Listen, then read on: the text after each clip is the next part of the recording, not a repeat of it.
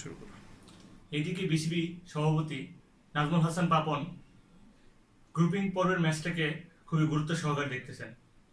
ICC র্যাঙ্কিংয়ের যে ব্যাপারটাও সেটিও মাথায় রাখতেছেন তিনি। বিশ্বকাপ 2019-এর যে ব্যাপারটা, আইসিসি র্যাঙ্কিংয়ে পঞ্চম স্থান অবশ্যই বাংলাদেশের থাকতে হবে বিশ্বকাপ বাছাই পর্বে তাদের অবস্থান ধরে রাখতে।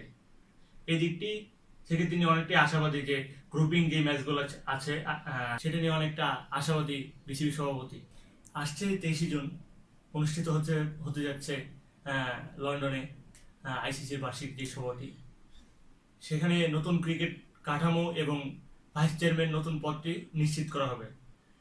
এদিকে নাজমুল হাসান পাপনকে এই বিষয়টা নিয়ে জিজ্ঞেস করা হলে তিনি বলেন যে সাবস্টিটিউট হিসেবে কাউকে চিন্তা করা হবে, যেহেতু আইসিসির যেই পদটি সেটি যখন তিনি গ্রহণ করবেন তখন তো এখানে সাবস্টিটিউট হিসেবে কাউকে দেখাই দরকার। অন্যদিকে ঢাকা প্রিমিয়ার লিগে আবাহনীর কাছে অসহায়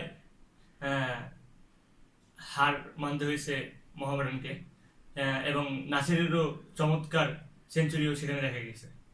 thank you viewers, likes, comments and share করতে অবশ্যই ভুলবেন না, আর অবশ্যই আমাদেরকে উৎসাহিত করবেন এবং আমাদের চ্যানেলটি সাবস্ক্রাইব করবেন।